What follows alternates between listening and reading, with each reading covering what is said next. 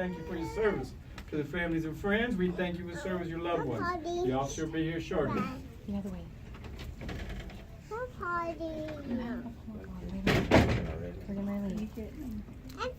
Nervous? No, ma'am? Who's nervous but doesn't want to admit to it? No one's going to admit to it. It's okay to be nervous. Actually, I think 8 years ago I was in your shoes doing the same thing you were doing. Again, good luck. Wish you the best of luck. I was actually, any Navy in here? Anybody joining the Navy? 1, 2, 3, 4, 5. I was actually at your boot camp last week watching you guys freeze in the cold. Just kidding. It was cold, and when I flew out it was 8 degrees. So I want to wish you the best of luck, all of you. It says a lot about you. It says a lot about your character, that you want to serve your country. And as a lot of people think it is easy to join the military, it is not easy at all, and you've quickly learned that, correct? It's a long process. Some of you have been waiting over a year to be in this position. Starting with day one, when you showed your interest in military service, we were working very hard to get you to this point. This is our mission at the MEPS, is to get people to boot camp, to supply, for national security, to supply our military, okay? So our goal is to make sure you get on that shuttle bus, and we all worked hard, as well as you. You made very good decisions, okay? We don't just let anybody in the military, okay? And when I say that we start evaluating them since day one, we really, really do. When they go and start talking to their recruiters, y'all look like the paparazzi back there. I just want you guys to know that, right?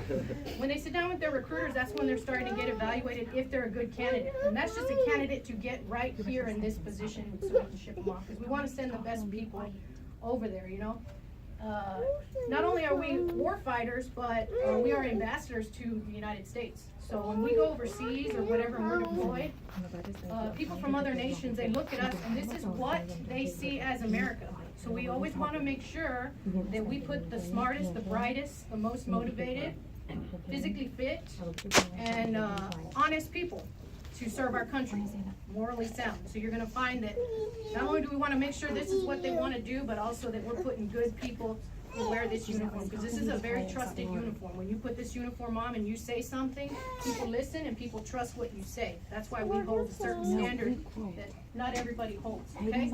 So you're going to find I'm going to ask this question. I'm going to ask them the questions again. One, if they want to do this, and two, if they understand about the personal conduct, because it's very, very important. Okay? So, before I administer your oath of enlistment, I'm going to ask you some questions. You need to answer me yes, ma'am, or no, ma'am. First question is, have you been briefed on and do you understand the DoD applicant briefing on the separation policy and restrictions on personal conduct in the armed forces and USAMJ articles 83, 85, and 86? Yes, ma'am. Does anyone have any questions, reservations, reluctance to enlisting at this time? No, ma'am. Is anyone enlisting into the Army National Guard or the Air National Guard? Raise your hand if you're National Guard. Good, you're in the right spots. All right, so I'm going to invite some family up here. One per family, please, that can operate a camera, because I can't fit you all up here. So chance to film this, because right now they have hair. They're not going to have hair anymore. They barely have that now. All right. Don't smile. Good, good, good. All right, applicants, attention. Raise your right hands, repeat after me. I state your full names. I, Peter Rocker, Do solemnly swear or affirm do solemnly swear or affirm that I will support and defend that I will support and defend the Constitution of the United States the Constitution of the United States against all enemies, against all enemies, foreign and domestic, foreign and domestic, that I will bear true faith that I will bear true faith and allegiance to the same, and allegiance to the same, that I will obey the orders that I will obey the orders of the President of the United States of the President of the United States and the orders and the orders of the officers of the officers appointed over me, appointed over me according to regulations according to regulations and the Uniform Code of Military Justice. and the Uniform Code of Military Justice. So help me God. So help me God. Lower your right hands. Ladies and gentlemen, please join me in congratulating and welcoming our newest active duty service members. All right,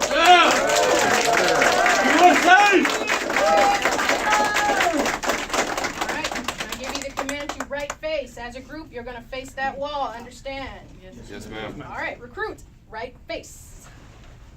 We are going to fall out in a column.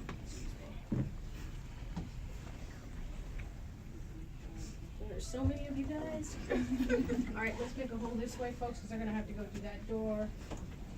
They get up through this door. I don't want anybody to get run over. side, ma'am. Eye to side. Perfect. Eye to side. Yep, just a pathway. All right. When I say fall out, you're gonna fall out in a line. Third column, second column, first column. When I say fall out, go through that door. Pay attention to the orders Captain Black is going to give you. Third column, fall out. You're leading the way. Yep, just like that. Second column, fall out.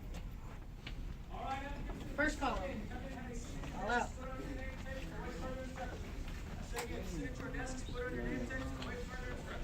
Make sure you lock the door or shut the door behind you. All right, folks, follow me this way. All the way here.